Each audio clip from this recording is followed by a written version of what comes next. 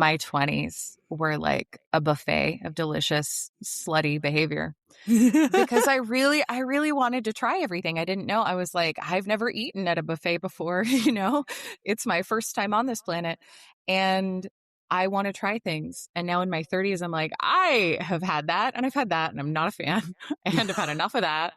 And, maybe I'll try that other thing in the future, but it's not for me right now. I feel more discerning because I've earned it. There's something coming over me. I never ever felt so free. I'm flying out the energy. Yeah, I'm feeling kind of crazy. Everything's so amazing. Yeah, I jump so high. I hit the sky. I can't believe I'm so happy. Yeah, I'm feeling good. Never thought I could dream so big, but it's so good. Hello, Pine Cones. Welcome back to another episode of Happy Slut, where I celebrate humans who take joy in their sexuality in spite of the patriarchy. Womp womp. Trying to ruin our sex lives, the patriarchy is, but you know what? It's not succeeding up in this corner of the world. No, it is not. And this week I have a really fascinating guest for you, and that's a whole story. We're going to get to that. But before we get to that, I'm going to answer a question I've been getting from a lot of listeners recently, which is, what is the origin of this pine cones thing? Why are you calling us pine cones? We like it. It's cute. I kind of like being a pine cone, but I don't understand where it came from. So this is where it came from. I was teaching acting classes on Zoom, and I had this one student who was so talented, who I loved so much, who asked to speak to me after class. What they told me was that they were trans non-binary and still in the closet. And they told me that when I called the class guys, it made them feel icky in a way they couldn't deny. So they thought they would gather their courage and tell me about this and ask me if I could come up with a different word. So, of course, I said, yes, absolutely, my darling. And the next class, I started calling everyone pine cones because it was the first word that came to mind. That's it. All right. This week on Happy Slut, I have a very, very cool guest. Their name is Callie Little. And let me just tell you the story about how Callie ended up on this podcast. I was in my neighborhood a few months ago, perusing the offerings at a local vintage shop, and I found this tarot deck they were selling there called the Every Little Thing You Do Is Magic deck. I fell in love with the art right away. I fell in love with the title. I bought it. I bought the companion book, and I started doing all of my personal tarot readings with this deck. A couple months later, my dog Archie, who is a terror, grabbed two of the cards off of the table that I do readings on and tore them to bits with his fierce little jaws. He's like an 18-pound dog, but my God, he carries such violence within him. And so I love this deck. I didn't want to buy a whole new one. This felt like my deck. So I found the illustrator, Callie Little, on Instagram, and I slid into her DMs asking if I could pay for two individual cards as replacements for the cards my dog destroyed. And she wrote back and said, I'll look into that for you. I don't know, but actually, I just checked out your podcast and I'd really love to be on it. And my brain exploded into confetti and my heart exploded into a marching band and I became a party. Because that was the coolest thing I could never have dreamed would come out of that interaction. So we got on the phone, we chatted a bunch, we found out how aligned we are in so many different ways.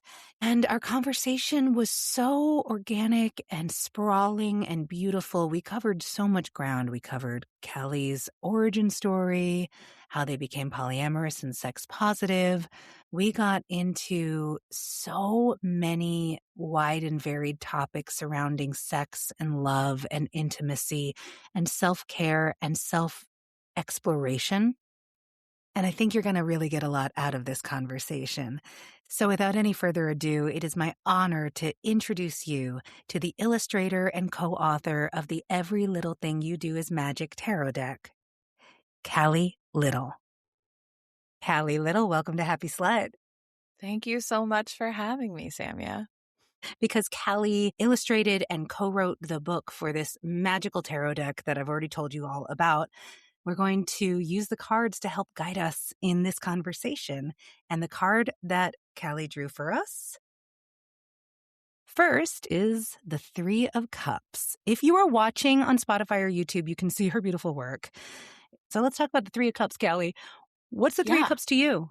The Three of Cups is, we've got the image of three cups, and I drew eyeballs on them because I think there's like a sense of the cup being the body, and they're dancing. Basically, they're cheersing each other and having a party on top of a beautifully set table. And I think that the Three of Cups is all about community and celebration and coming together and toasting everybody's accomplishments and making a ritual out of sharing and joy together. Yes, lifting each other up. And I associate the Three of Cups historically with polyamorous dynamics because it's come up very, very often for me in readings about my partners and their other partners, particularly when there was stress or trauma or just tension in the relationships. Mm-hmm. This card has come up a lot for me. And for me, really, it's about like, let's open the doors instead of closing them. Let's communicate instead of shutting ourselves off. Let's connect instead of isolating. Creatively, romantically, platonically, that's the path towards finding out what's really going on and expanding everybody's understanding. What is the Three of Cups saying very clearly to the sluts? You got to spend time with your friends, babe. You got to treat your friends like lovers, and you should be treating your lovers like friends. And also, don't forget, the collective is a party. So like cheers each other, and you show up, you fill your own cup, and you might top each other's drinks off, but you fill your own cup. Should we pull another card and see who the like mentor is for us having a Three of Cups time? Like a queen slut? Like a queen slut. Yeah. Who's the queen slut to look Who's the queen to slut help to us? look to? All right. Yes. I love this question. Okay. So I'm going to ask you, do you think I should pull the card from the top of the deck, which I have not seen, or should I shuffle it again? Top of the deck. That was my instinct too. It was sort of like when you held it up just now, the top card was sort of like, whenever the top card is sort of bending away from the rest of the deck, I'm like, that wants to be drawn. Like it's offering itself to me. I like that. Mm.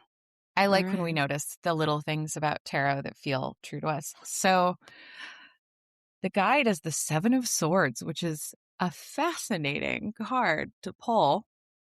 But I mean, think that she's a fox. She's a fox. She's foxy. it's a fox with a lot of hidden knives. Hidden knives. Yeah, the Seven of Swords is all about like sneaky traitors, deception, betrayal, watching your back. That's that, you know what? Honestly, in this world, being a loud and proud slut, that is actually the position that we are putting ourselves in. Yeah.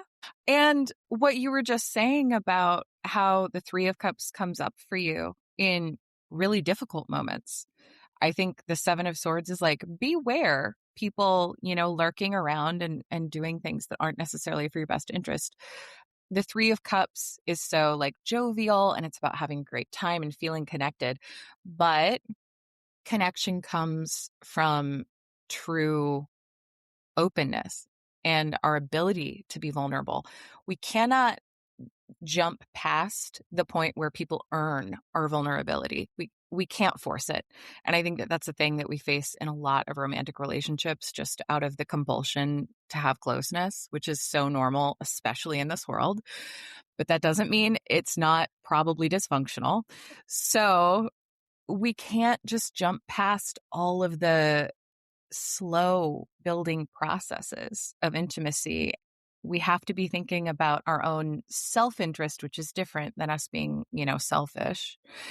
We have to protect ourselves and have reasonable pacing. I think that for that to be the mentor for the slut is like, don't overlook the hidden red flags and like, keep your eyes out, be paying attention to your surroundings. You can get what you want, but you can't just overlook things and hope for the best. Pinecones, you might have heard my interview with Dr. Elliot Justin, founder of FirmTech, and if you did, you know all about how exciting the Tech Ring is. It's a health wearable that improves men's sexual performance and gives them priceless health data that can act as an early indicator of heart issues. Yeah.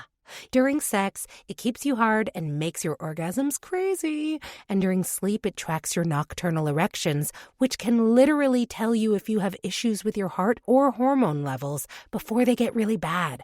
This product saves lives and marriages. And I'm really excited to give you a 15% discount on any of FirmTech's products with code CLOSETED at checkout. In addition to the Tech Ring, they also have the Performance Ring, a non-tech cock ring that features a really cool hook and eye design to avoid having to shimmy the ring down the length of your cock, which, if you've tried that, it's not the sexiest. They also have the Ring Mate, a vibrating attachment that works with the Tech Ring and Performance Ring and can also be used on one's fingertips. Ooh la la. Get yours today by going to myfirmtech.com and using code CLOSETED at checkout. myfirmtech.com, code CLOSETED at checkout. You're welcome. It makes me think of the difference in many people's sexuality between when they're younger and when they're older and a little bit wiser and more mature and established.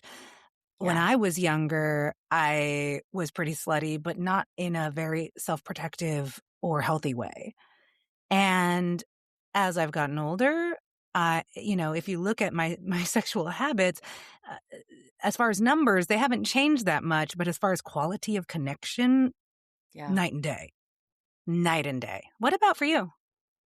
Yeah. I mean, my 20s were like a buffet of delicious, slutty behavior. Because I really wanted to try everything. I didn't know. I was like, I've never eaten at a buffet before, It's my first time on this planet and I want to try things. And now in my 30s I'm like, I have had that and I've had that and I'm not a fan and I've had enough of that.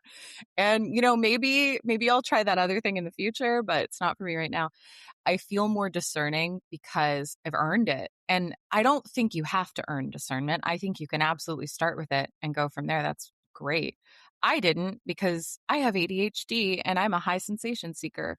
So Same. I want to try things, right? And like, I would rather be like, maybe I shouldn't have done that one thing than I wish I would have done that thing I can't do now. Please get into specifics. What are the things that you don't want to do? What are the things you still want to do? What are the things you kept in your lineup?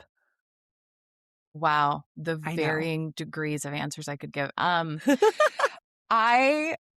I dated so many more men than I would now, specifically cis het men.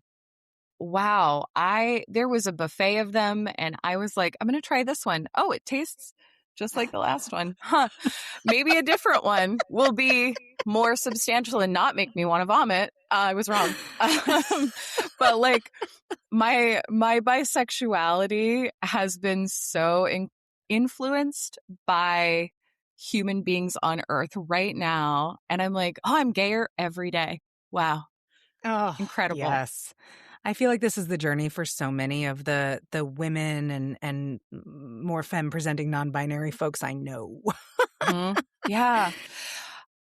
I mean, I will say, I do think that right now, as tough as men are making it for themselves, I also have better male friends in my life than I've ever had. So I notice that the quality of man that I see in my actual life showing up for me in non-romantic ways is so high. And I wonder if that has also made me notice everything else. You have a counterpoint to compare certain people's behavior to that is showing the lack. Right. Yeah. As we earn in our 30s, like you were saying. Yeah, absolutely. All right. Shall we draw one more card? Yeah. What do you have a concept in mind for this card, or do you want me to figure out a concept for it? All right. So we've asked what do sluts need to know? We've asked who is our slut mentor? Hmm. And I want to ask what's on the other side of the rainbow of fully reclaiming an empowered sexuality? Okay. Well, there was one that started poking out while I shuffled while you were speaking. So, oh, the Elder of Wands, which would be the King of Wands in other decks. Okay, so tell us about the Elder of Wands. So, we renamed the court cards so that they were ungendered. Which Um, I appreciate very much. I love decks that do Thank that. you. Thank you. Thanks. I also feel like the names that we chose really speak to the card's spirit more than, page, knight, queen, king. Yeah, The king absolutely. being the elder is like, this is somebody who's gone through their paces, and they aren't just looking at the suit of the wands, which is like imagination, creativity, fire, passion. They're not just looking at it from a logistical standpoint, which we can associate with kings really easily because they're like diplomats.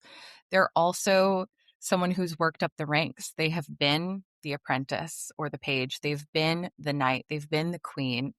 They know the emotional landscape as well. So the elder brings this holistic awareness to the suit of passion.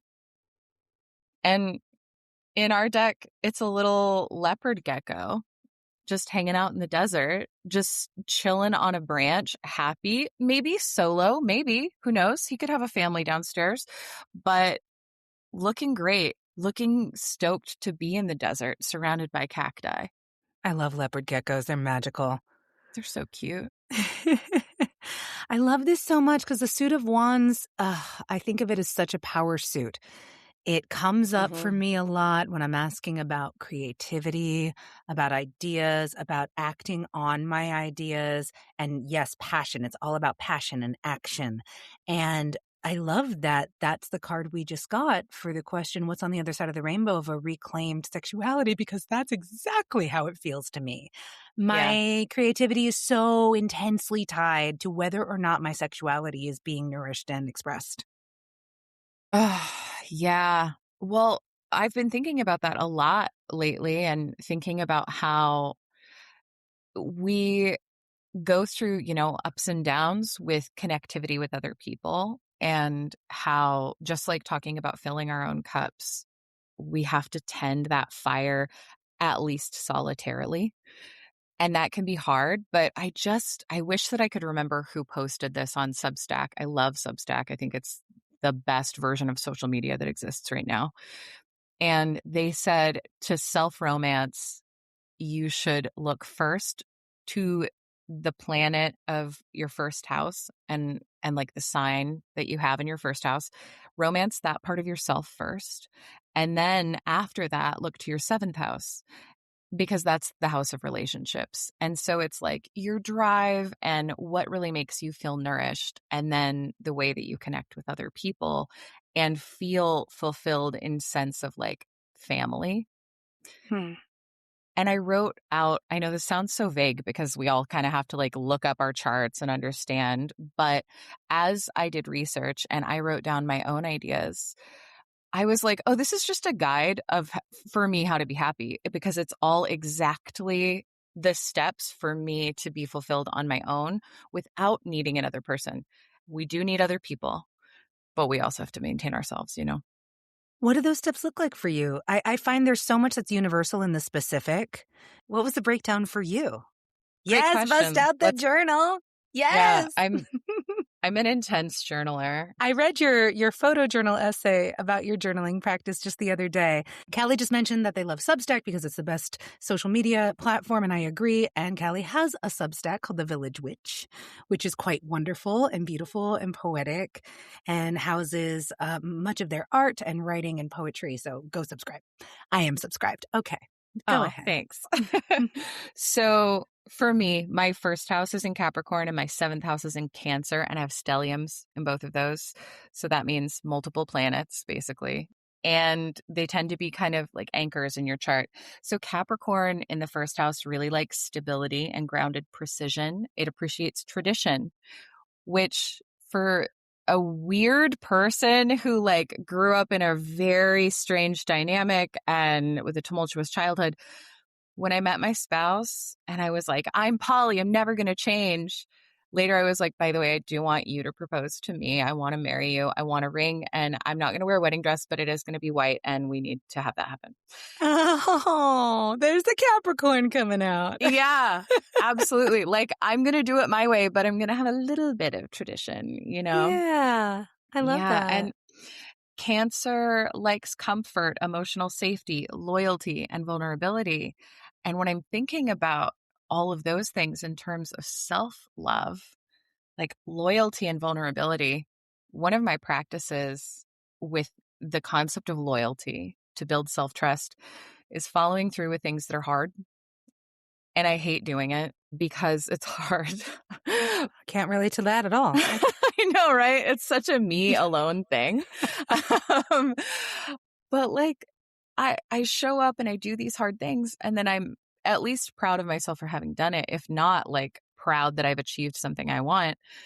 And vulnerability, when I let myself actually be open, not just to other people, but to myself, to be honest with myself, to like do that spiral down of kind of what we were talking about at the top with like, okay, I'm worried about you, but what does that mean about me? Doing that self accountability thing, that makes me feel like, oh, I'm growing, I'm learning, and I feel excited about who I am when I'm doing those things, when I'm learning. Wonderful. What brought you to polyamory? What is your origin story? You mentioned a strange upbringing, and you are an unusual type of person. You're my kind of people. We have so much in common. Poly, pansexual, queer, artists, neurodivergent. Uh, we both have man-hating bangs. Yes. But yeah, like if we could go back to the beginning a little bit and like talk about what made you this way, because I'm so fascinated by people who are able to flout conventions the way you have, and what sets the stage for that. Well, I have to give a lot of credit to autism. It really just keeps a lot of the pressure of conformity at bay in a way. So I remember being really young, and I just really liked what I liked. And it did not matter how much other people thought it was stupid or uncool. I was obsessed with Lucille Ball, Whoopi Goldberg, and Helen Keller as a kid. Those were Ooh. my icons.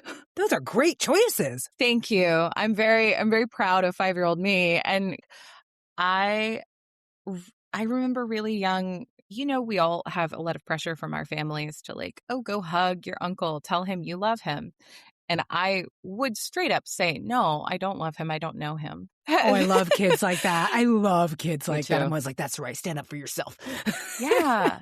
Yeah. It just has never made sense to me to have compulsory relationships. And obviously, we get inundated with so much of the sameness. And I would love if I could say that I never fell for the romance trope, but I 100% have fallen for it, still struggle with releasing it. When you say falling for the romance trope, what do you mean? Just for anybody who's listening who doesn't quite lock into that idea. You are going to meet an amazing person, and they're going to fix you. They're They're going gonna to complete change you. your life. Yes. Make you whole. Oh, Yeah. they're going to be everything that you never had. And finally, you get to be yourself because you met some guy. When I know. the reality of romance is like actually the inverse. Like when you become comfortable Yeah. being yourself and you're happy and you don't need a partner to validate who you are. Often at that point is when you are available for a partner in an Yeah. authentic way. Yeah. Yeah. And I mean, I 100% agree. I think that all my best relationships are when I am prepared at least to do the work. If not having had done the work, then really willing to go through the hard parts of a relationship, because relationships are hard. And that's not saying other people are a nightmare or like it's just labor all the time, but sometimes it is. There are Yeah. eras of every relationship where, yeah, it's just hard Yeah. because we meet each other and we're just reenacting traumas and we're figuring out how to handle those in a better way than we used to. We're rewiring our neural pathways. We're learning how to be people together. And that is tough. So you were this little kid who refused to hug your uncle. Yeah. And then I thought of neural pathways. You know, I grew up in a really unsafe environment. And so for the longest time, I thought that love was just somebody who wasn't going to like cause me harm or endanger me.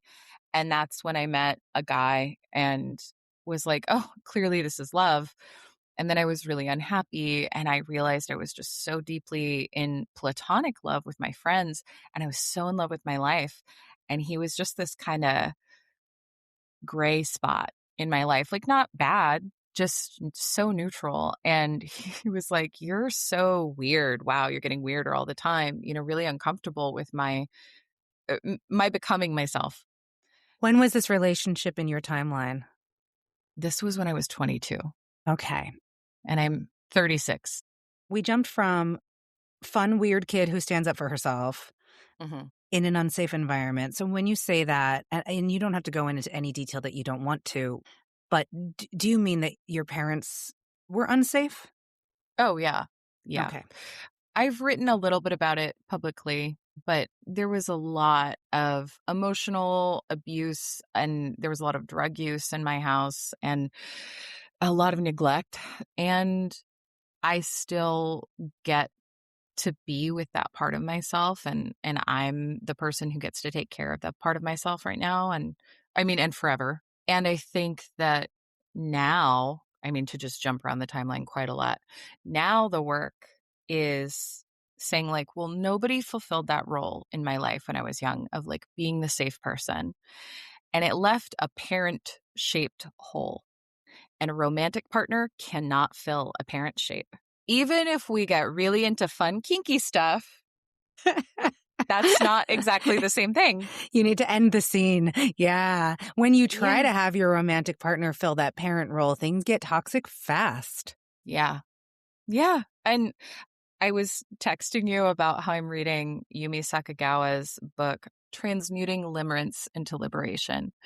And it's exactly about that, which is also reflected of this therapeutic concept called imago therapy, which is that we're generally attracted to people who display the same kind of like emotional patterns as our caregivers growing up.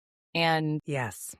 there's a conscious desire and a subconscious desire. The conscious desire is, okay, you and I are going to be my parents together, I guess. And then you're going to do it the right way. I'm going to do it the right way. And I'm going to feel better. But the subconscious desire is actually, I know how to do this. And you're going to prove to me that I'm just as unlovable as I've always been afraid is true. And it's going to confirm that. And so then it'll be okay because it's just true. And that's tough. Oh, yeah.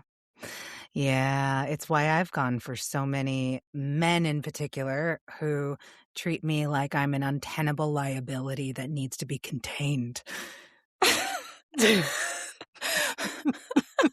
I mean, I do think you're pretty powerful. Thank you. But I think that's so funny because I think that describes most women. Absolutely. I feel like it's a microcosm of patriarchy. Like patriarchy treats women Yeah. like they're an untenable liability that needs to be contained. Yeah. And it's not to say that we need to be like wildfire destroying everything in our path, but we've been contained so much that we're now just like these little smoldering coals like by ourselves. Yeah. We need to burn. We need to create. We need to be free. I don't know how far this metaphor can go. We're just too powerful. And we're very powerful. And they're scared of it. It's very confronting. Yeah. So you had this absolutely. relationship when you were 22 with this guy who was just like kind of okay, but like a gray spot. And like also it sounds like recreating some of the emotional dynamics from your childhood. Yeah, definitely some of the absence and like just non-engagement. I remember one time I had said to him like, you have to touch me, like hold my hand, touch me at all in a day. And he said, you're like my favorite toy. And you keep it in a package and you don't play with it because it's so precious. And I was like, you just objectified me in like the least hot way ever. He just made it very clear that he was objectifying you. Yeah. And like, so boring. What do you mean? You adore it, so you don't touch it. I don't want to play with that kid, you know? No. Mm-mm. And also we're adults and this is a romantic relationship. Yeah, but like what a strikingly honest reveal of how he sees Yeah. female partners.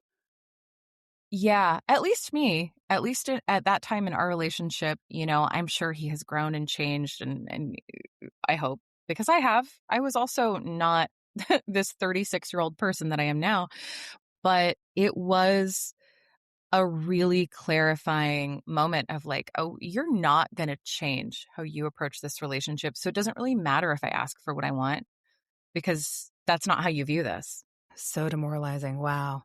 I bet you were way too nice to him in that conversation. Oh, I bet I was too. I'm really good at that. Me I'm too. good at being too nice. Yeah. But I feel like it was a few months after that our relationship ended. I had like produced and was starring in the Vagina Monologues because of Hell course I yeah. was. I was 22. In that time, I was really just discovering who I was and I was discovering what love meant to me and growing in this way that was past safety because safety is like the base for everything and I had finally gotten it and that was really important for me. So that man did serve a purpose, which was that it was fine for 2 years. It was fine and I needed fine. And then I was like, "Oh, but this is good. My life is good." And I knew that I wanted to feel free to do whatever I wanted with my body. I felt like when I had brought up the subject of an open relationship that I was handing over my autonomy. And I remember describing it as social bondage because I was like, I don't even have anybody in my life that I want to hook up with right now, but I want the ability, if I feel so moved, to do whatever I want. And the idea that I have to ask someone for permission feels so wrong to me. I just felt the cage, you know? Yeah, I've heard this from a lot of people who have decided for themselves monogamy is not for them. This deep inner knowing that there's something stifling and wrong about yielding your bodily autonomy to a romantic partner just because society says that's the only legitimate way to have a partner. Right. And then already being in a relationship with somebody who's like, yep, Well, and that's the other thing when you're in this world, when you're a woman and you're with a man, the world backs them up in any efforts, be they small or large, to put you in your place, which is beneath them. And so there's this constant, yeah, it's running underneath everything. Like my ex said he wanted an open relationship in polyamory when we got together and then realized that he couldn't really handle it and didn't really want it. But instead of being able to admit that, he had to take a hard left into there's something wrong with you, Samia, that you need this. And there's no cultural narrative that says there's something wrong with you if you need monogamy. But there's a cultural narrative that says there's something wrong with you if you don't and if you don't want it and you won't agree to yeah. it. So he has the full force of the culture backing him up in this attack on me. That's so unfair because he knew what he was getting into. So it's wild. It's, you know, we're fighting not just against the preconceived notions of like individual people, but the way our society backs them up when they're fucking wrong. That's so cool Yeah. that you got there in your early 20s. I'm like, I bow to you, queen. Oh, I mean, I'm like, thank God you brought up the feminist angle because I hadn't, I've never thought about it being like, yeah, and that man doesn't get to own me. But that's true. That man doesn't get to own me. Nobody gets to own me. I am married and my spouse and I do not own each other. I live in a way that is so much closer to solo polyamory than married, which is not to say my marriage isn't a really devoted, committed, loving relationship, but I am just myself. And then I Ah, also happen to have a partner, you know? tell us about your current relationship landscape.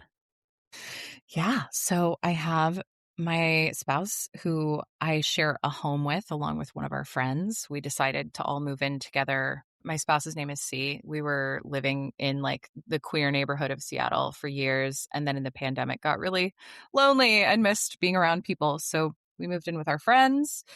And my spouse and I have been together for 13 years. So you got together soon after this relationship when you were 22, like right after. Like a year after I left that relationship, I met my spouse. I had just moved from Humboldt County and I moved to Santa Cruz. And 5 weeks after I moved to Santa Cruz, I went out on my first date with C, and we've been together since then.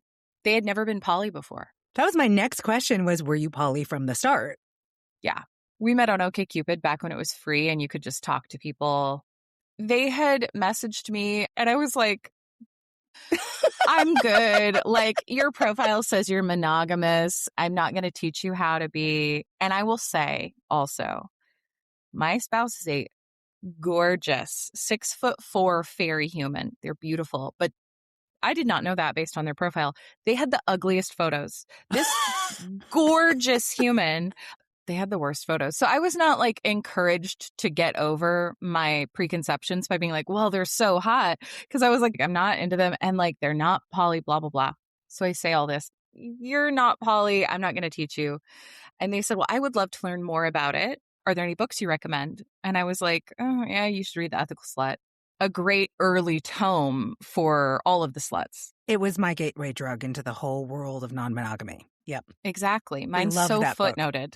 And they kept asking me good questions and they were like, well, I would love to just get to know you, even if it's not to date. And I said, well, my friends and I are really open. So tell me about your last relationship, why it failed and what you learned from that.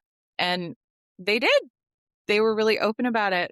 I'm obsessed with you. So you're like 25 around this time. Is that true? 23. 23. Okay. You're 23. You've had, was that relationship with the first guy, the gray spot guy? Was that your first like relationship like with commitment? No, I had, I would say 2 to 3 relationships before that. Like my first boyfriend, I was 14, 15, really in love with my first boyfriend. And then there was a much older man, like a 25-year-old when I was 17, which was horrible. I know. Scandalous. Yeah, because when you're the 17-year-old, you're like, I'm so cool. But when you're a little older, you're like, that 25-year-old's a fucking loser. That poor 17-year-old thinks she's so cool. She doesn't know he's a loser. So bad. Yeah. You know, so I'd had a few relationships, but then that one, I mean, I was engaged to the gray spot person. Wow. Yeah. And that was your last straw, that relationship. That's the transition to, I don't do monogamy. Yeah. I'm not going to teach anyone. I love that. Like, I'm sorry. It's just at 23 to be able to say to somebody on a dating app, you're monogamous and I'm not going to teach you. It took me until I was in my early 40s to be that cool. Well, so like, holy shit, I just wish I'd known you back then. Oh, well, to be fair to you, to give you some credit, I do think that now I'm like, oh, I have to get back to the teaching part at some point. And I feel that because the woman I'm dating now has taught me so much. And I'm like, oh no, you're an amazing teacher. I'm gonna have to pass these lessons on. I just know karmically that's gonna happen. And then 2, I had better be a good student. So you meet C on OkCupid. So they asked me out after we had emailed for like 2 weeks. And they said, can I just buy you dinner? Just give me a chance. I'm going to buy you dinner. I would love to just have a conversation with you. And I was like, fine, we can go to dinner, but we're going to talk about The Ethical Slut at dinner. So you better read it. And they said, okay. Homework. They showed up with a little notepad in their back pocket and they were flipping through it to tell me like what they had written down. They were terrified of me, which I also loved. They were like shaking so much. That's right. Their glass was like this and I could hear their ice. And I was just so charmed by that. And they were gorgeous. Also, I showed up and I was like, oh, wow, you take horrible photos. I don't know how you do that, but you're so pretty. And yeah, we just, from there on, we just hit it off so hard. Wow. From such a rocky start. Yeah, they really like showed me the ability to reflect Yeah. and to grow. And they were really intentional about dating also, which I appreciated. And they're a really shy person. They're also so used to people having a crush on them and chasing them that they later on, they were like, "Oh, I loved that you turned me down." Because they're not used to that at all. They're used to people liking them too much and then being like, "Ew, stop liking me." Yeah. Wow. I So love it. that's the trick to landing an alien fairy is you just have to be like, "No." I don't think we're right for each other. Yeah. Yeah. So what other elements are at play in your current Yeah. landscape? I also have a sweetie who lives about 100 miles away from me, and I've been dating her for a year, and it's very, like, intentional and sweet and slow, and it has given me a lot of places that I get to grow and learn in ways that I'm not used to being met in my dating dynamics because, I have a background as a relationships and sex educator and coach. And so I'm really used to being the one who has the tools and who knows more. And whether that's that I think I know more or they're nervous that I do and they have like a weird thing about it or whatever, it can show up in positive and negative ways. And she has a lot of wisdom. And she is also incredible at like holding up a mirror for me in the hardest and most beautiful ways, which is really cool. Can you give us a specific example that was particularly impactful for you?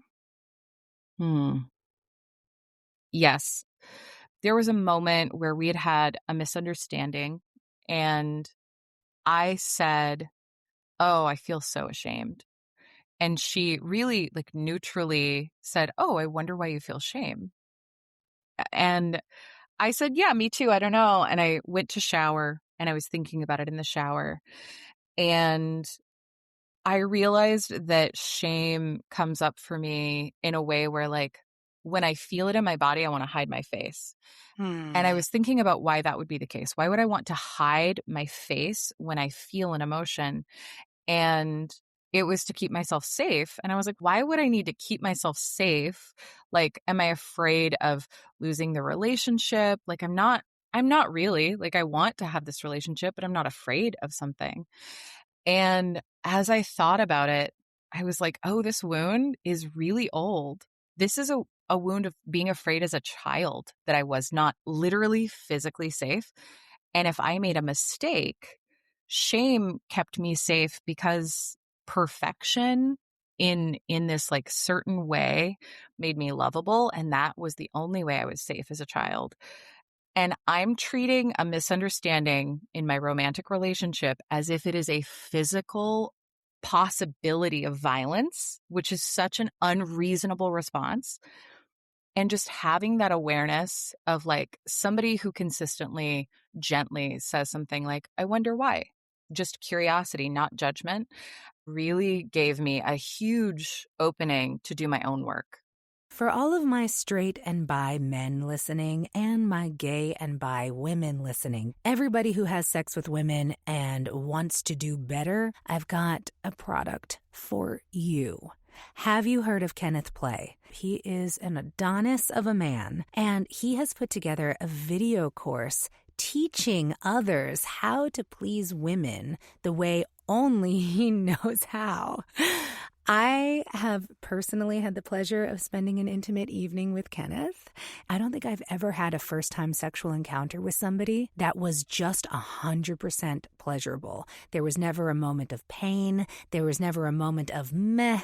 He knew my body better than I knew my body. He found pleasure spots in me that I did not know I had, and he made me come many times.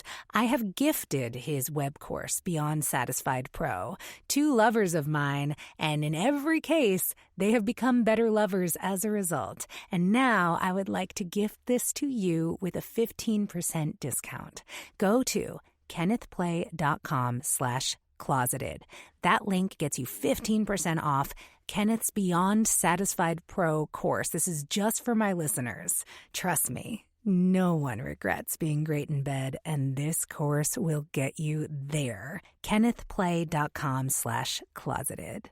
Oh, that's beautiful. I think you might have just handed me something really valuable for my own anchor relationship, because I'm with somebody who has a lot of trauma and deals with a lot of shame, and that comes up for them a lot. And I think I'm gonna put that tool in my toolbox. Oh, it's interesting that you would feel shame. I wonder why. That's really beautiful. I think one of the greatest gifts that we can give our partners is non-judgmental space. And that's really hard because we are judgmental people. Like, we are human beings. We show up with our thoughts and opinions, and to not react out of like a trigger or a preconceived notion, and to just show up neutral with another person in a space that allows them to be themselves. It's a hard-earned skill, and Yeah. it's such a gift. It's not like the initial reaction that most people have, because our culture really conditions us to operate in a very different way that I think is anti-relational and toxic. We don't Yeah. often approach emotions like shame with curiosity. It makes me think of this article I was reading from this other Substacker I love, Celeste Davis. The Matriarchal Blessing is her Substack. Cool. If you're not already subscribed, I think you'd love it. It's great.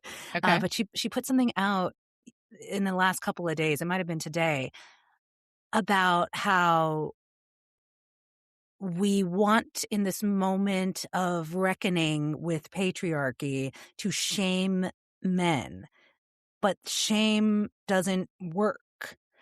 And she was referencing this poet, Sophia Strand, and her work, talking about we don't need to like pile on shame. We don't need to point all the fingers at toxic masculinity. What we need to do is add more versions of masculinity so that men have options. Rather than being like, this is bad, we need to be like, look, this is good. And look, you Yeah. can like come join us over here where it's good. Yeah. I mean, that's kind of what we talked about at the top of the episode with like, wow, I'm repelled by dating men right now, but I also have more amazing men in my life than I've ever had. We have the like rejection, which is also based in safety. We do get to claim that part, you know, Absolutely. but then celebrating the goodness of male expression as well. Just because it's hard to find, you know, okay. But then we get to be excited about it and hope it doesn't go poorly in the future. So you've got your spouse, you got your sweetie. Mm-hmm. Do you also have comments, or are you keeping it tight these days? For a couple years, I had a lover in Europe that I would go visit once a year. A European lover? It was fun when it was fun, and then it wasn't, you know. So I ended that. And right now, I just dipped my toes the tiniest bit into the possibility of dating, and I don't know. I will see where that goes. What spurred that decision? Well, I've been in this newer relationship for a year. And then, you know, C and I have been together for so long. We've both been practicing polyamory for a long time. Oh, that is something we skipped, is we did take 2 years off of poly Oh, you went monogamous? for a short period of time. Yeah. That must have been huge for you, going in the way you did with being like, I'm polyamorous, I'm not going to teach you. Wow. Yes. Wait, yes, tell the story. I know, we have to sidebar into it. So it was a few months into dating C, and I didn't have the impulse to date anybody else. And I really just wanted to be around them all the time, you know, 23 and very like in love. And I remember calling my best friend, who's still my best friend, and he and I became poly at the same time. So we're like going through it together. And he's now a licensed therapist and helping people in the polyamorous community. I'm very proud of him. But I called him and I was like, oh, I feel so bad. I feel like I'm abandoning my morals that I want to like not date other people right now. And he said, you decided to be poly because it made you happy. And right now you don't want to pursue dating other people because this is making you happy. Like, you have to pursue what makes you happy. And that was helpful. So 2 years of monogamy, and then what made you open it back up again? It had been 2 years. and, you know, we had for a long time been talking about how fun it would be to have a threesome, and neither of us ever had. And In your I was smorgasbord in your 20s, you never had a threesome? Oh, no. honey. But you have Well, since, it sounds I like. mean, the smorgasbord started after I got married. It was I like love this. Okay, I was sitting here like such a traditional thinker. Wow, assuming this whole time that the smorgasbord was like before that, but no, of course it wouldn't be. Why no. would what? What? No, I'm not going to say my number on camera, but I will say it I is lost 5. track years ago. It's an estimation, but it's at least 5 times more than before I got married. So it's been a good time. But, Yay! I was out at drinks one night with a friend who was also a journalist. She's a sex writer. And I was like, oh, I really want to have a threesome with C. And like, we've been talking about where we could find like a guy we're both interested in. And she was like, you're going to download Field. It's the best new app because back then it was brand new. And I got home so drunk and I was like, what do you think? I think we're going to get this app and I want to make us a profile. And they said, okay. And 30 minutes later, we matched with a man and went on a date with him the next day. Is C bi or pansexual as well? Yeah. Oh, it's my dream. It's so my partner is as well. And it's just like it's just like so happy. Yes. That's wonderful. How'd it go? How did the threesome go? Can you share the story? Yes, it was fun. This man he was a good date. We like went out to this cute bar. He told us fairy tales in Danish because he's Danish. And that was really charming, of course.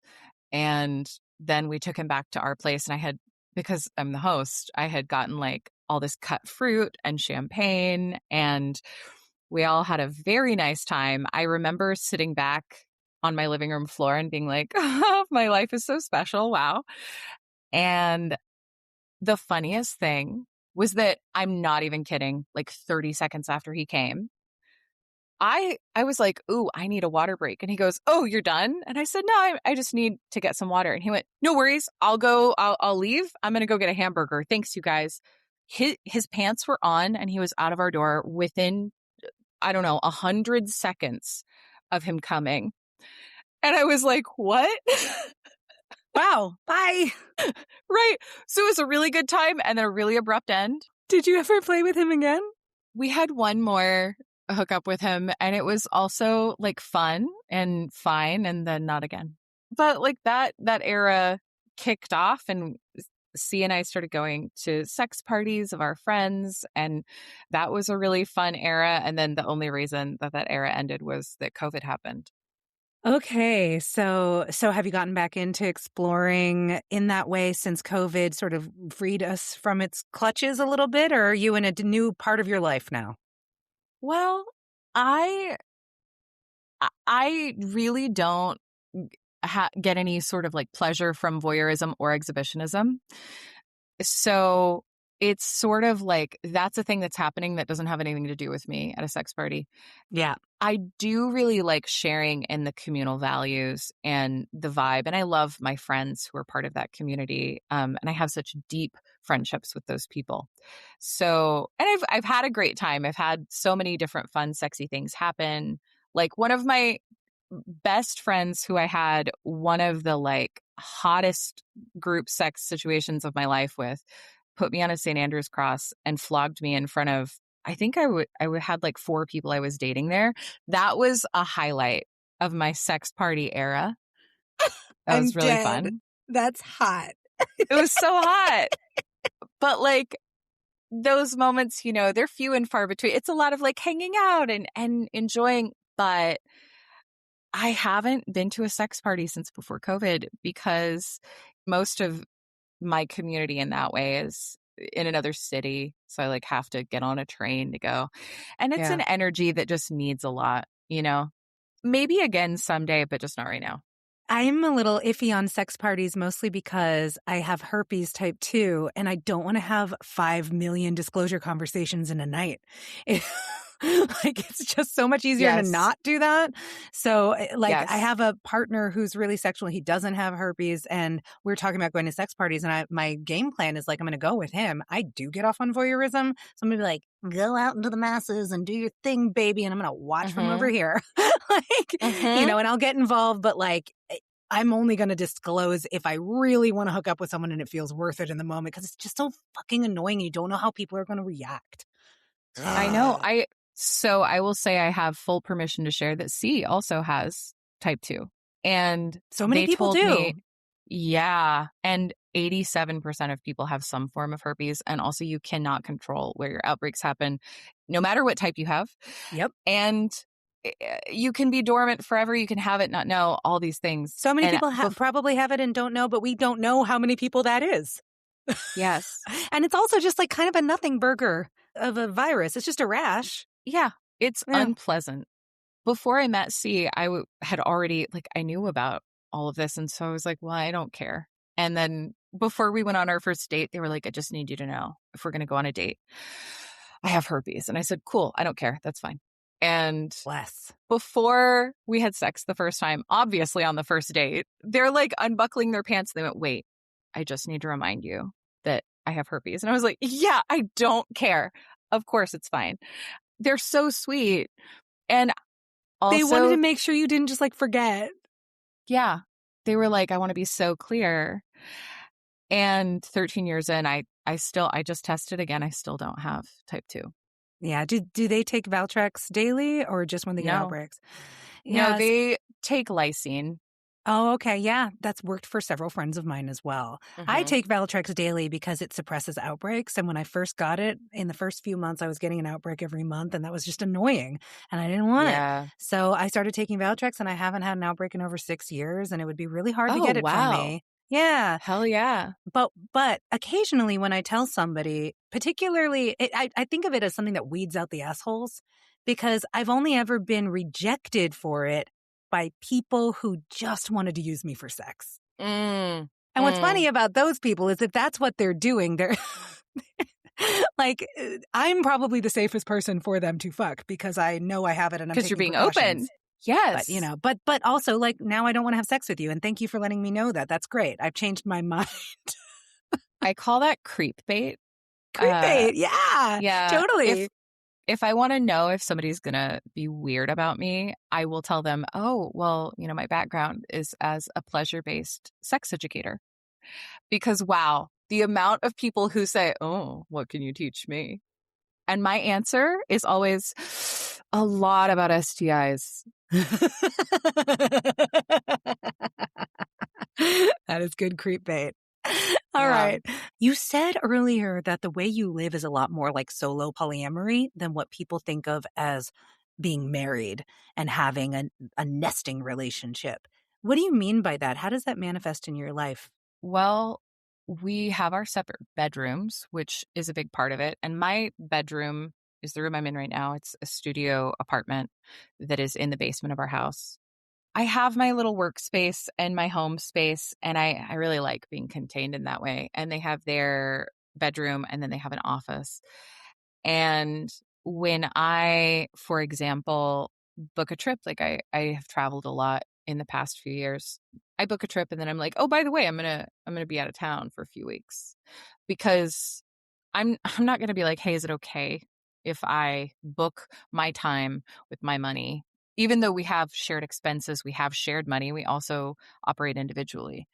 And I have never been like, oh, by the way, I'm going to like download the apps again, or I'm thinking about dating somebody, other than when we very, very first like reopened after that 2-year period when we were figuring it out. So we did have that once, and then it has been kind of set since then. I am myself first. I'm not a wife as part of my identity. I am their wife, and our relationship is so important to me, but it's not the definition of who I am, and I don't build my life around it. It is part of my foundation, and that's it. That's it. Sounds kind of mean, but I mean it in a beautiful way. I hear the beauty in what you're saying. What you're saying goes so deeply against the grain of everything we are taught about marriage. We Yeah. are taught that marriage means you've found your other half, you're two halves of a Mhm. whole. You are Right. now a united entity and you function as one. And so it's so normalized for people to say things like, oh, my husband won't let me do that. My wife won't let me do that. My wife would never let me do that. And then you get this really ugly result where people feel that in order to have autonomy, their only option is deception and lies. Yeah. Early on in our relationship, I asked them how they would like to define cheating. And what we talked about and ended up settling on was that cheating is when one of us withholds information on purpose or obviously lies. That's what cheating is. Because in polyamory, what does it mean? And I think that really each couple defining cheating for them is very important. Even if it's something that I would find so like personally uncomfortable or it's just not my vibe, like it doesn't matter. I'm not in that relationship. We all have to define that for ourselves. And so just being ourselves and being open is an integral part of our relationship. Have you ever had to navigate a situation in your marriage that involved your definition of cheating? No, I haven't. So much They easier not to cheat when you are good at communicating. Yeah. Yeah. Like there was one time when I was going away for a little trip and they had just been on like a first date with somebody and I said like, "Oh, hey, if you're going to plan to have like an overnight with that person, could you just let me know ahead of time? I don't feel super ready for it, but like let me know if you're wanting to do that." And they were like, "Yeah." And I went on my trip. I call them and they're like, "Hey, I'm just leaving so and so's house. We had our first sleepover." And I was like, "Excuse me? What are you talking about? You didn't tell me that that was going to happen." Yeah. And that's the closest thing to like a breach that's ever happened. They were like, "Oh my God, I'm so sorry. I forgot." And I absolutely believe them because I know this person. We've never had anything even close to that. And they are very forgetful. And Aw. and so it was like they, asked me what I needed to feel supported. And I was like, honestly, I just kind of, need to be sad and talk to you about it a little bit. But I mean, it's fine because to me, the only things that we can't navigate are if we're deceiving each other. That's where our relationship stops. But everything else is figure outable. Oh, I love that. Okay. Let's talk books. Yeah. I have so many book recs. We already talked about The Ethical Slut. Yeah, that would be my number one because it was the first thing I'd ever read where I saw examples of feminist queer sexuality being celebrated in a joyful way with no shame, no judgment, no stigma. I had no idea Yeah. before that book that you could just like exult in your own sexuality and Hmm. and it didn't have to be all about like rules and withholding in order to make sure somebody Hmm. respected you. You could just decide what feels good for you and go for it. Like what? Yeah. There's an essay in that book called Clean Love, and it's my favorite part of the book because it's just about that. It's about like, imagine if you just got to be yourself, is basically the thesis of the essay.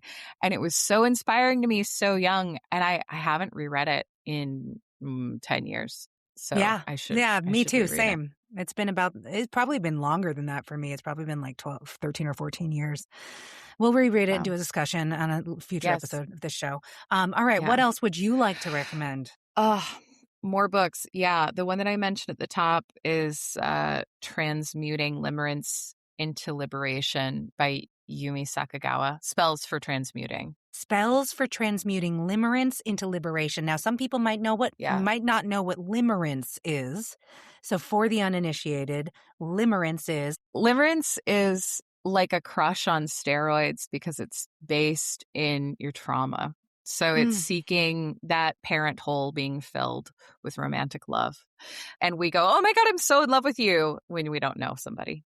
And we can confuse NRE for love. mhm. So it's a really good book about taking accountability in a spiritual way. I just did one of the meditations from it this morning, and it was a great meditation. I'm really enjoying it. I like Yumi's work a lot. What was the meditation? Can you share it? It was picturing the shape of limerence in your body and then holding it gently and lovingly and allowing it to be part of you without judgment, and also like releasing it, not hanging on to it, not like forcing it away, but holding it, saying it's okay, and like letting it go. Are you dealing with limerence right now? Or are you healing old wounds? I would say I think I'm healing old wounds. I was thinking about this as I was reading it this morning. I don't super feel it right now, but I can see where it lives, and I can feel the kind of knee jerks. The same, Mm, I call a lot of stuff monogamous knee jerks, like when we feel a yeah. little possessive or we feel a little bit like, ooh, you're dating somebody, they must be evil. Like that's such a monogamous knee jerk, you know? Yeah. I think, okay, where limerence shows up for me the most is when I haven't heard from anybody in my romantic life. And I'm like looking at my phone to see if there's a text from any of them, not from one of them, but like, did any of them talk to me? That is limerent behavior. Right. So Because you're I do, processing neglect from your childhood. That would make total sense. yeah. And it's not like destroying my day at this point, but I have absolutely had that happen. So it's a really good, powerful book. And I think two other books that go so well with that work is Love in a Fucked Up World by Dean Spade. It's phenomenal. Incredible book about kind of bringing a socialist lens to our relationships, especially in polyamory, but not exclusively. I love that. This is why, for ages, feminists have been saying the personal is political and sex is political, love is Mm-hmm. political. Like it 100% Yeah. is. We carry out the patterns that we were taught. And we were taught things by a society that is fundamentally poisoned and needs to be healed. Yeah. Love in a Fucked Up World by Dean Yeah. Spade. Yes. It's hard to like be a good, clean heart and soul when we are in a toxic puddle of failed capitalism or successful capitalism, really. Well, successful capitalism fails the majority of people, and that's kind of the point of the Exactly. system. I love Yeah. that. That's what this show is about. This show is literally about celebrating people who have miraculously reclaimed an empowered sense of their sexuality in this world. How? How does anyone do that? Mm. It doesn't even make sense. We All make right, it so sound easy on a show and then we do the hard work all the yeah, other time. yeah, there's a lot of tears Yeah. that have been shed to So many pave hours of the processing. road of bringing us here where we can laugh about it. Yeah. All right, so what was the other book? Third book, Polysecure by Jessica Fern. I love Polysecure. I'm so glad you brought that up. I love Polysecure as that like first phase, you know, where you're just starting polyamory and you're just learning the 101s. I think it's such a helpful one. I do actually think Polywise is even better personally. Yes. Goes deeper. It's tough though. Yeah, Like it's it a is a really confrontational book. That book, I think I got partway through and then I had to walk away from it because I was going Yeah. through a really hard time in my relationship at the Yeah. time. And it was just like too much for me. I need to return to Yeah. it now that I'm more emotionally stable and healthy. Because yeah, I did find that it Yeah. is a confrontation. It makes you look at yourself Yeah. and So others. if you don't have someone holding up that gentle, loving mirror for you, that book will do it. Yeah. Yeah, that's a big one. And then there are a couple books that I think are really wonderful for normalizing polyamory. The first is Entwined by Alex Alberto, who is a French Canadian author. And they self-published it. They like made a press to publish it, which is really amazing. And it's their story of their relationship landscape and like becoming family. It's really beautiful. It's like a memoir. Entwined. And Entwined by Alex Alberto. And also Many Love by Sophia Lucido Johnson is one of my very favorites. It's partially illustrated, and it's about how polyamory is so much more than just romantic and sexual relationships. It's showing up to our friendships with real love, showing up to our family with real love and devotion, and letting all of that be part of the tapestry of our lives. Oh, that's beautiful. I'm going to check those two books out. I really appreciate the recommendations. And I'm going to add to that Open Deeply by Kate Lurie. Have you read that one? No. It's another one that I put in the same category as Polysecure and Polywise in that it's a therapist that's polyamorous herself.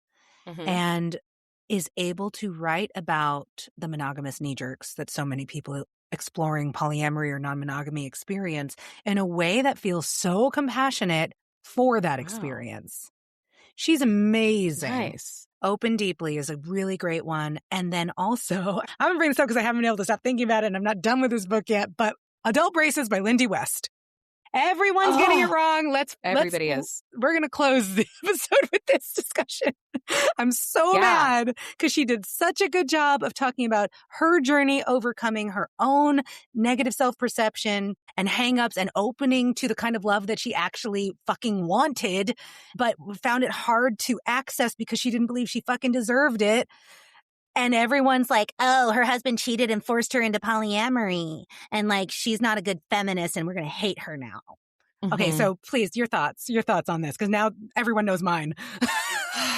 Yeah, I really enjoyed Adult Braces. I think it is put together in such an interesting way. I loved the structure of the book. I loved the intense honesty of it. In general, I think our society is not ready to come to things with a non-judgmental lens because when we have triggers touched, such as people saying, what if monogamy isn't the only way? Then it's like, absolutely not. You're a slut and shut up. And how dare you? And also, I hate you. Yep. And also, let's just talk about your husband instead of your incredible accomplishments. Yep. So I think it's a really good book. I think it's written very well. It is a book that is about a woman's literal and metaphorical journey to accepting herself and allowing herself to love and be loved. I do not want to hear people talk about how it's a polyamory memoir because it's not. It's a memoir about a person. And I think the big talking points being her husband's stuff is so misogynistic. It's like talking about a woman's incredible accomplishment and just being like, yeah, but her husband though. No, you know what? Her husband is a separate topic. And while there is a thread of their relationship through the book that is part of the structure, the biggest thread is that Lindy West did a lot of work to figure out how to be happier. And that is shown through themes of her body, of feeling like as a fat feminist icon, she's not allowed to be imperfect because we're not allowed to be imperfect. Feeling the oppressive structures of misogyny, of patriarchy, of monogamy, and how those have manifested within herself. Like, I think it's a great book. I do too. And I think the way people are talking about it is so myopic and missing the point entirely. And also, in many cases, just inaccurately summarizing what the book is. Yeah. You know, just getting the facts wrong, getting the details wrong in a way that, once again, supports and upholds the existing system of patriarchy, of the monogamous paradigm, and like, this is the only way we can do things. It feels like every time a woman publishes a memoir that mentions a polyamorous marriage in her life, everyone's like, oh, polyamory looks really terrible and hard. This is just a new way to oppress women. But now they're like signing up for it. Does it not occur to any of these commenters that maybe women who are trying to do things differently struggle against the same programming that's causing your ass to leave this shitty comment right now? But the call is coming from inside the house. You know, it's so hard to see through the glass house made of mirrors. Like, we're just so used to projecting on other people instead of being curious and being open-minded. And she has been so honest that it is really inflaming everybody's sense of insecurity. And it's like, you know, your self-work and how you haven't done it is shown, babe. Like, babe being everybody.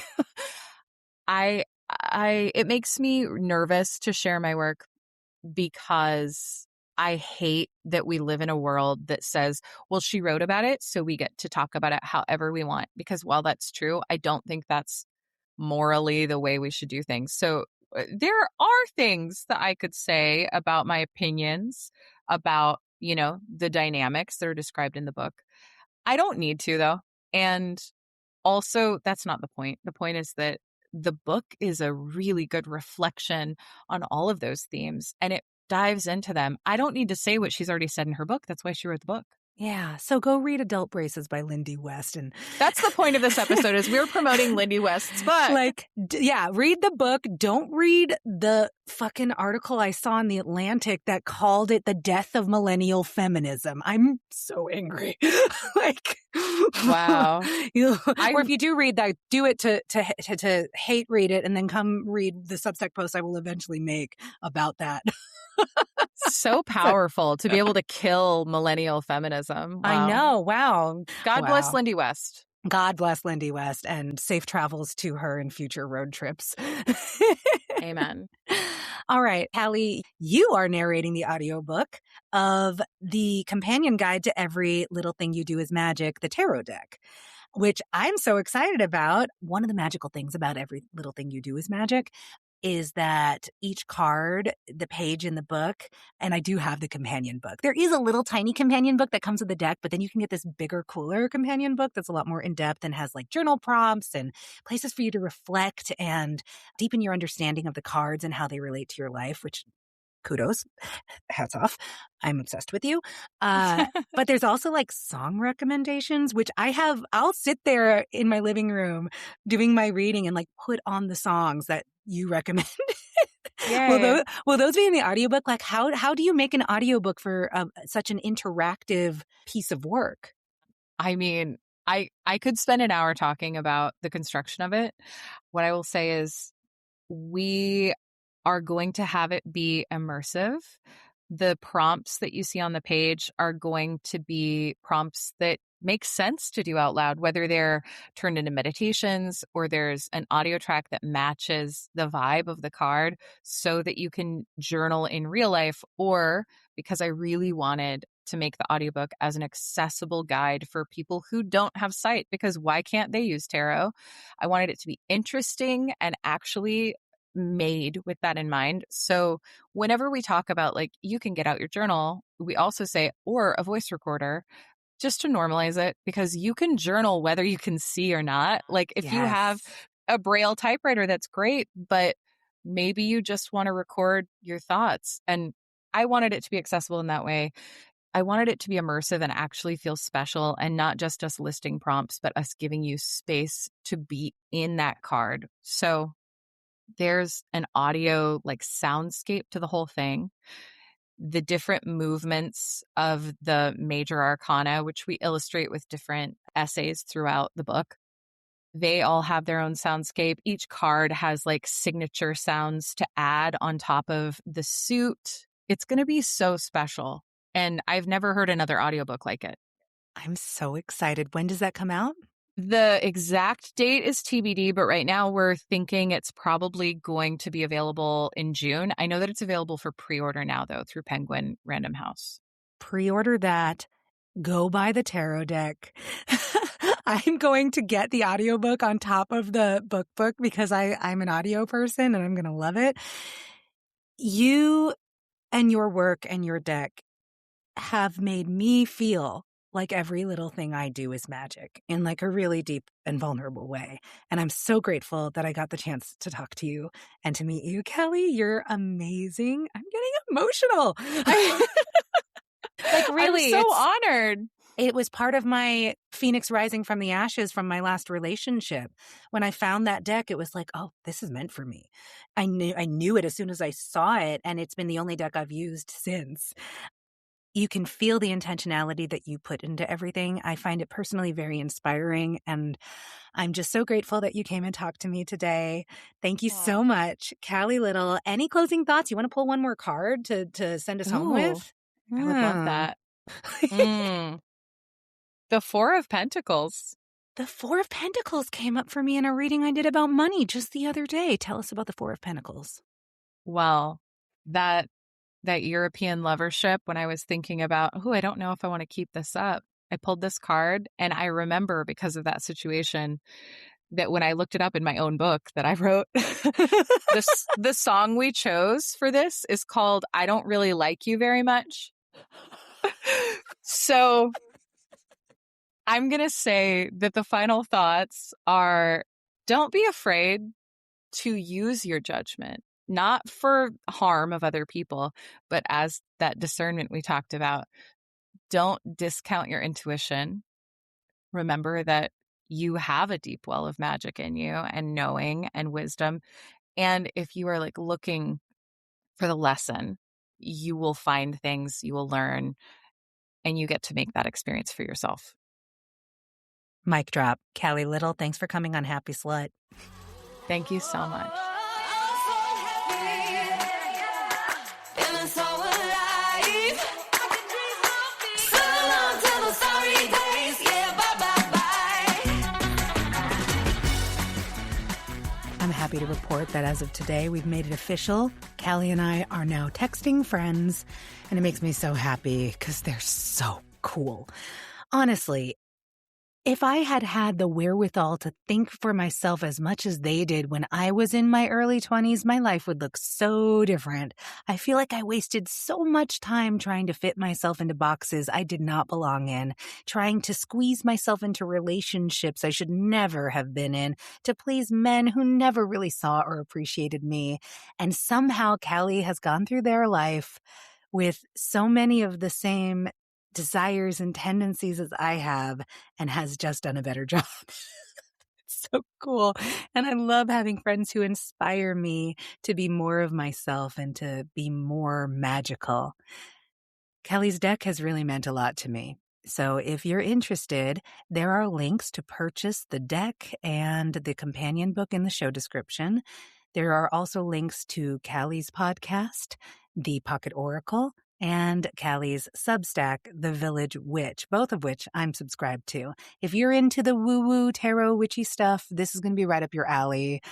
If you're not, consider exploring, because the writing and the podcasting that Callie does is so evocative and poetic and beautiful, and really speaks to some of the deepest parts of what it means to be a human being. So check them out at Gosh Callie on Instagram and callielittle.com. And as usual, if you're enjoying the show, please rate and review us, especially if you're listening on Apple Podcasts. All of the episodes of Happy Slut so far have video that you can watch on Spotify and YouTube.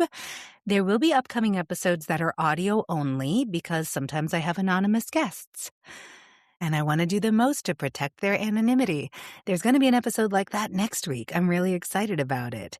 I'll be talking to a European man who found out in his 40s that he is kinky and on the asexual spectrum, and somehow managed to navigate all of this with his wife of many years, with whom he has several children. It's super exciting and super fun, and he is super adorable. So definitely tune in for that next week. Follow me on Instagram at samia.mounts. Follow the show on Instagram and TikTok at Happy Slutcast. Follow my Substack at samiamounts.substack.com. Every Friday, I post an essay. They usually have to do with whatever the podcast is talking about that week. And this week, I'm going to be posting my takedown of these fucked up journalists who reviewed Lindy West's amazing memoir, Adult Braces, and got the facts all wrong. So if you're interested in more of my thoughts on that and more of my nuanced thoughts on that, the outrage I feel on behalf of Lindy West, who, okay, like, listen, maybe I'm flattering myself, but I feel like we would be besties if we ever met each other. Lindy, I love you. I'm on your side. This is some bullshit what they've been doing to your amazing writing, and how clearly you told your story and somehow they're still twisting it to fit a fucking patriarchal ideal. Dumbasses. I can't even. So I will be posting a pretty angry essay this Friday. So if you're interested in that, head on over to samiamounts.substack.com. Half the essays I post will be free. The other half will be behind paywalls, but you can always see at least a little bit of it. But there's plenty of stuff for free subscribers, so just head on over there. And that being said, if you'd like to support me in my work, becoming a paid subscriber to my Substack is one of the best ways to do that. I love my paid subscribers. I live for you. And I want to thank you if you are one, and if you become one in response to this call to action. Thank you, thank you, thank you, thank you. I'm doing all of this for free. I really appreciate it. Another way to support me financially, if you like the work I'm doing but you don't want to subscribe to the Substack, is to send a direct financial donation to my Venmo or Cash App. The links are in the show notes. Okay, that's enough from me. I'm going to fuck off now. I stole that line from Jamila Jamil. Also, I think we would be besties. Okay, thank you so much for coming back for another episode of Happy Sluts. I'll see you sluts next week. Bye.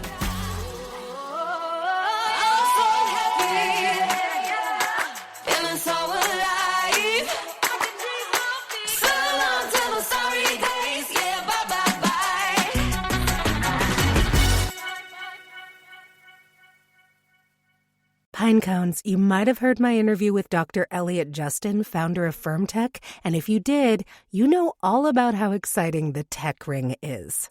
It's a health wearable that improves men's sexual performance and gives them priceless health data that can act as an early indicator of heart issues. Yeah. During sex, it keeps you hard and makes your orgasms crazy. And during sleep, it tracks your nocturnal erections, which can literally tell you if you have issues with your heart or hormone levels before they get really bad.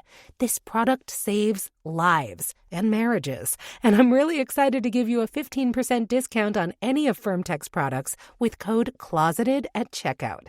In addition to the Tech Ring, they also have the Performance Ring, a non-tech cock ring that features a really cool hook and eye design to avoid having to shimmy the ring down the length of your cock, which, if you've tried that, it's not the sexiest. They also have the Ring Mate, a vibrating attachment that works with the Tech Ring and Performance Ring and can also be used on one's fingertips. Ooh la la. Get yours today by going to myfirmtech.com and using code CLOSETED at checkout. myfirmtech.com, code CLOSETED at checkout. You're welcome.